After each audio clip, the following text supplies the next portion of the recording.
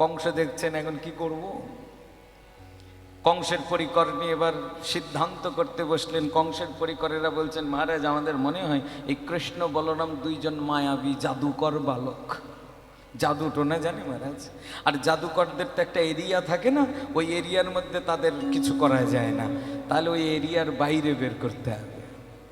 তো বৃন্দাবন রূপী এরিয়ার মধ্যে একে কিছু করা যাবে না, ব্রজ থেকে বাইরে বের করে এই মথুরা মণ্ডলে নিয়ে আসতে হবে। কি উপলক্ষে নিয়ে আসা যাবে? একটা মল্লযুদ্ধের আয়োজন করলেন, আর সেই মল্লযুদ্ধের নিমন্ত্রণ পাঠালেন। কাকে দিয়ে পাঠাবেন?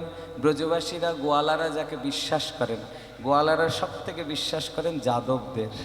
আর এই যদুবংশীয় একজন মথুরায় কংসের দাস হিসাবে এতদিন কাজ করছেন, ইনিকে সশল্পনন্দন অক্রূর।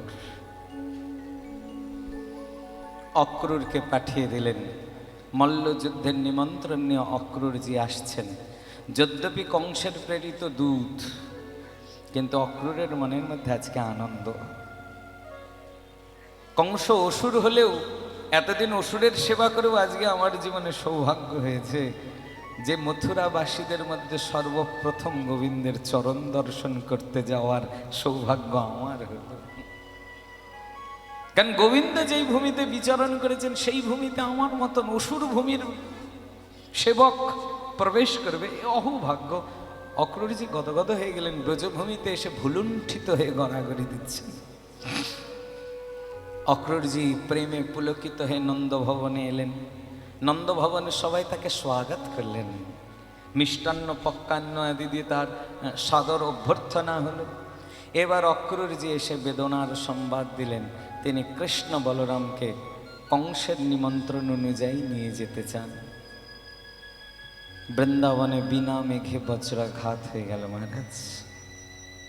ব্রজবাসী কৃষ্ণ ছেড়ে এক মুহূর্ত থাকতেই পারেন না, কৃষ্ণ ছাড়া ভাবতেই পারেন না, সেই তাদের প্রাণ কৃষ্ণ মথুরায় চলে যাবে। ব্রজবাসীরা বিরহী হয়ে উঠলেন, হা হতস্মি করতে শুরু করলেন। ঠাকুর অপরাহ্নকালে গোচারণ থেকে ফিরেই অক্রূরজিকে একটা নিভৃত কক্ষে নিয়ে গেলেন। হে তাঁত, মথুরার বার্তা বলুন। আমার বাবা বসুদেব ভালো আছেন? মা দেবকী ঠিক আছেন তো? মহারাজ উগ্রসেনের অবস্থা কেমন? মথুরাবাসী কেমন আছে? যাদবগণের দশা কি? অক্রূরজি বলছেন, নাথ, যেই মায়ের চোখের সামনে তার ছয়টা ছেলেকে আছড়েই মেরে ফেলেছে নিষ্ঠুর কংস, সেই মা আর বেঁচে থাকার মতন ধৈর্য ধারণ করতে পারে বল? তবুও দেবকী বেঁচে আছে প্রভু, শুধু তোমার পথ পানে চেয়ে। কারণ দেবকী বড় আশায় বুক বেঁধেছে, একদিন তার চোখের জলের দাম দিতে তুমি আসবে, অত্যাচারী কংসকে বিধ্বংস করবে, করে দিয়ে তার চোখের জলের দাম দেবে। হে নাথ, শুধু দেবকী বসুদেব নয়, মহারাজ উগ্রসেন, গোটা মথুরাবাসী, সমগ্র যাদবকুল তাকিয়ে আছে। হে যদুকুলমণি, তুমি কবে আবার যদু রাজ্যে প্রত্যাবর্তন করবে? তোমার অপেক্ষায় সবাই কালাতি পাত করেছে মাত্র। ঠাকুর বললেন, আমি নিশ্চিত যাব আমি।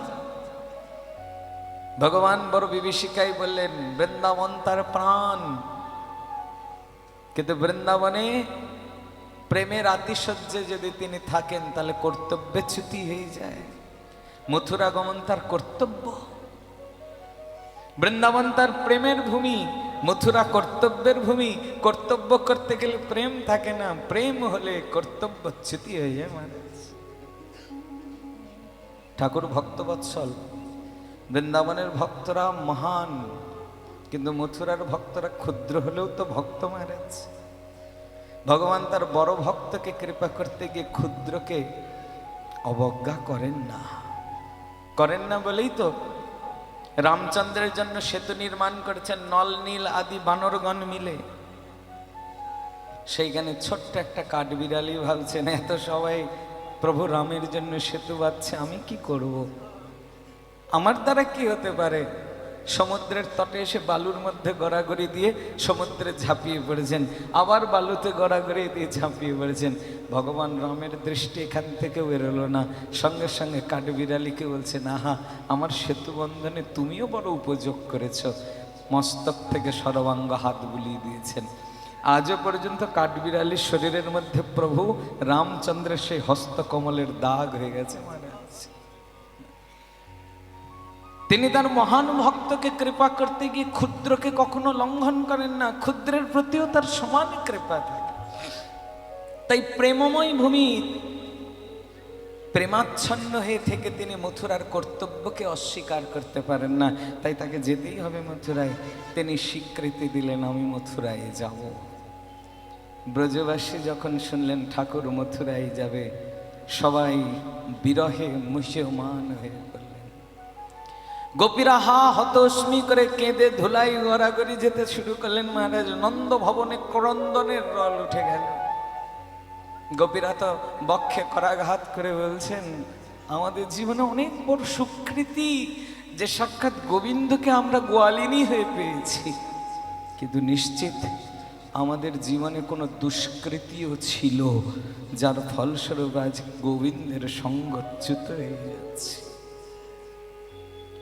কোন গোপী হা হতস্মি করতে করতে রজনীকে বলছেন, গো রজনী, তুমিও তো রমণী, তুমি তোমার প্রভাত রূপী পতিকে পাওয়ার জন্যই তো আগুয়ান হও, হয়ে প্রভাতের সঙ্গে সম্মিলিত হও। আজ তুমি তোমার প্রভাত রূপী পতিকে প্রাপ্তি করো না, কারণ হে রজনী, তুমি আজ প্রভাত প্রাপ্তি করলে আমাদের প্রাণ গোবিন্দ আমাদের ছেড়ে চলে যাবে। রোদন বিলাপ হা হতস্মি করতে করতে বিরহের রজনী অতিবাহিত হচ্ছেন বৃন্দাবনে। বিরহের শেষ নাই। রজনী প্রভাত হলো মহারাজ। ভগবান অতি প্রত্যুষে স্নান করে শুচির অলঙ্কৃত হয়ে গুরুজনদের প্রণাম করলেন, নন্দ যশোদাকে প্রণাম করলেন, করে অক্রুরজির রথে এসে বসলেন। ব্রজবাসীরা বক্ষে করাঘাত করছেন, ব্রজনাথ, ব্রজ ছেড়ে যেও না, তুমি ব্রজের প্রাণ, তুমি ব্রজ ছেড়ে চলে গেলে আমরা কি করে প্রাণ ধারণ করব? ব্রজ ছেড়ে যেও না নাথ। অক্রুরের রথ ছাড়ল, ব্রজবাসীরা বক্ষে করাঘাত করে তার পশ্চাৎ ধাবন করছে। কিছুদিন অগ্রসর হয়ে গোবিন্দের রথ আর চলছে না মহারাজ। কি করে চলবে? কৃষ্ণ অনুরাগিনী বিরহাতুর গোপীরা একেবারে সেই গমনের রাস্তায় শুয়ে পড়েছে, যাবার রাস্তা খালি নাই। বিরহী গোপীগণ একজন আর একজনকে বলছেন, সখী, এই জগতে কেমন বিপরীত বিপরীত নামকরণ হয়, যে যা নয় তার তেমন নাম হয়। দেখো এই লোকটার নাম অক্রূর। অক্রূর মানে যে ক্রূর, নিষ্ঠুর নয়, অথচ কত বড় নিষ্ঠুর হে! আমাদের প্রাণ গোবিন্দকে আমাদের শরীর থেকে আলাদা করে নিয়ে চলে যাচ্ছে। জমের বুঝি তবুও দয়া হয়, অক্রূরের তো দয়া নাই। ওহে নিষ্ঠুর অক্রূর, আমাদের প্রাণরূপী গোবিন্দকে যদি নিয়েই চলে যাবে তো আমাদের বেঁচে থেকেই কি লাভ? তা আমরা তো গোবিন্দের সহযাত্রী হতে পারি না। তাই গোবিন্দের ওই রথের চাকার তলায় যদি আমাদের প্রাণ চলে যায়, অন্তত আমাদের প্রাণ তো গোবিন্দের সঙ্গে গমন করবে। ঠাকুর দেখলেন এই বিরহিণীদের সান্ত্বনা দেওয়ার মতন এই বিশ্ব ব্রহ্মাণ্ডে কেউ নাই। তিনি রথ থেকে অবতরণ করলেন, গললগ্নি কৃতবাস হয়ে হাত জোড় করলেন। প্রেমময়ী গোপীগণ সারা জীবন অহংকার করেছি, জানো? কত বড় ঘোষণা দিয়েছি, ইয়ে যথা মাম প্রপদ্যন্তে তংস্তথৈব ভজাম্যহম, যে আমাকে যেমন ভজন করে আমি তাকে তেমন কৃপা করি। কিন্তু বিশ্বাস করো, তোমরা আমায় যে ভালোবাসা দিলে, এই ভালোবাসার অনুকূল আমি ভালোবাসতে পারলাম না। তোমাদের এই প্রেমের আমি ঋণ মস্তকে বোঝা রূপে স্বীকার করলাম, এই ঋণের বোঝা মাথায় নিলাম, আমি ঋণী হলাম। তবে গোপীগণ, তোমরা অনুমতি না দিলে তো আমার কর্তব্যের ভূমি মথুরায় যাওয়া হয় না। চিন্তা করো না, বাস কিছুদিনেরই তো কথা। অহংকারী কংসের অহংকার বিধ্বংস করে আমি ফিরে চলে আসব। গোপীগণ বলছেন, নাথ আসলে কি জানো, রাজধানীর ডাক এসেছে না, আর তুমি রাজবুদ্ধি পেয়ে গেছ, তাই তুমি গোপীদের মরম বোঝো না, গোপীদের অন্তঃকরণ জানো না তুমি। হে নাথ, তুমি রোজ সকালবেলা তোমার সখাদের নিয়ে কত রঙ্গ কত হাস পরিহাস করে গোচারণ করতে যাও, আবার সন্ধ্যায় তুমি ফিরে আসবে, এটা আমরা জানি। তারপরেও সারাদিন আমাদের গৃহকর্মে মন লাগে না, বারবার রাস্তার দিকে তাকিয়ে দেখে কখন তুমি আসো। তোমার কথা ভাবতে ভাবতে আমাদের গৃহকর্ম ভুল হয়ে যায়, গুরুজনদের কত কত কথা আমাদের শুনতে হয়। আর আজ তুমি মথুরায় যাবে, কতদিন বাদে কবে আসবে তার কোনো ঠিক নাই, ততদিন এই গোপীরা প্রাণে বাঁচবে, আমরা বেঁচে থাকবো। ঠাকুর মস্তক অবনত হয়ে আছেন। এই বিরোহীদের জবাব দেওয়ার মতন ভাষা ভগবানের নাই মহারাজ। ভগবান গললগ্নি কৃত বাস হয়ে মস্তক অবনত করে আছেন।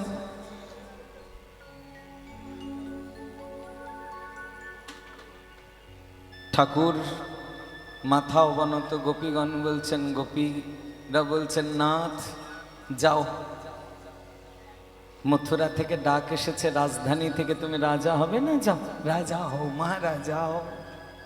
শোনো প্রভু, তুমি রাজা হও মহারাজা হও এটা আমরা চাই না এমন নয়, ভেবো না আমরা তোমার উন্নতির পথের অন্তরায়।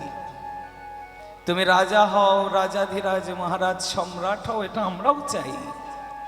তবে মুশকিল কি জানো, আমাদের জীবনে তো তুমি ছাড়া আর কিছু নাই, তাই তুমি ভিন্ন জগৎ শূন্য দেখি। তবে যাও, তুমি রাজা হও, মহারাজ হও। হে নাথ, মথুরার রাজসুখ ভোগ করতে করতে যদি কোনোদিন আবার এই পল্লী বৃন্দাবন মনে পড়ে যায়, এই ঘোষ পল্লী গোয়ালা পল্লী তোমার স্মৃতিতে আসে, একবার কৃপা করে তোমার চরণ দর্শন দিও, আমরা তাতেই ধন্য। হে নাথ, মথুরার রাজ সুখে প্রমত্ত থাকতে থাকতে থাকতে থাকতে যদি কোনোদিন বৃন্দাবন মনে না পড়ে, তাহলে এসো না বৃন্দাবন। তবে প্রভু, আমাদের জীবন তো তোমার চরণে সমর্পিত। আমাদের যেদিন নিঃশ্বাস অবরুদ্ধ হবে, আমরা যেদিন মরণাপন্ন হব, আমাদের চোখের দৃষ্টি ঝাপসা হয়ে আসবে, তখনও তো আমাদের এই পোড়া চোখ তোমাকে খুঁজবে না। তাই নাথ, গোপীদের অন্তিম নিবেদন, সারা জীবন তুমি সময় না পেলেও মহারাজ আমাদের শেষের দিনে এসে একবার দেখা দিও। আমরা অন্তত হা গোবিন্দ বলে যেন মরতে পারি, তোমায় দেখতে দেখতে তোমার ওই চরণে যেন নিজেকে সঁপে দিতে পারি, আর কিছু চাই। একবার দেখা দিও না সেই শেষের দিনে, আর কিছু চাই না, আর কিছু অভিলাষ নেই। কবে দেখা দেবে বলে যাও, তোমার ওই চরণ দর্শন হবে তো। গোপীরা আকুল হয়ে গোপীনাথকে বললেন, গোপীনাথ কথা দিলেন, আমি শীঘ্রই কংস ধ্বংস করে আসব। ঠাকুর কথা দিলেন, অক্রূরের রথে উঠে বসলেন। গোপীরা গোপীনাথের পথ ছেড়ে দিলেন, প্রতীক্ষার প্রহর গুনতে থাকলেন, কবে আবার দেখা হবে, আবার কবে দেখা পাবো। শুরু হলো গোপীদের মহাবিরহ দশা মহারাজ। বৃন্দাবনকে মহাবিরহে নিমজ্জিত করে ঠাকুর মথুরার পথযাত্রা করলেন।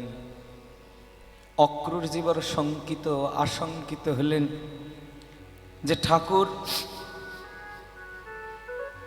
বৃন্দাবন যখন যাত্রা করেছেন, ভগবান বৃন্দাবন থেকে মথুরার পথে যাত্রা করেছেন, তখন ভগবানের বয়স মাত্র 10, মানে 9+ হয়েছে। ছোট্ট ভগবান চানুর মুষ্টিকের মতন এত বড় বড় মল্ল যোদ্ধাকে কি করে পরাস্ত করবে, কংসকে কি করে বিধ্বস্ত করবে, চিন্তা করেছেন। যমুনার তটে সন্ধ্যার সময় এলো, রথ রেখে অক্রূরজি যমুনায় স্নান করতে নামলেন। যখনই ডুব দিলেন, যমুনার তলায় দেখলেন ভগবানের বিরাট ঐশ্বর্যময় রূপ। কৃষ্ণ বলরাম বসে আছেন, অজভব শেষ সুখ সনক সনন্দন তার স্তুতি বন্দনা করেছে।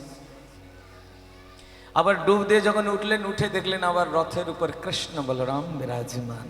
আহা, উপলব্ধি হয়ে গেল কৃষ্ণ বলরাম দেখতে বালক, কিন্তু ইনি তো মহামহা মত্ত মত্ত বলশালীদেরও বলবান ভগবান। বলশালীদের যিনি বল, সেই বলের অধিষ্ঠাতা দেবতা ভগবান তিনি, তার পক্ষে সব সম্ভব।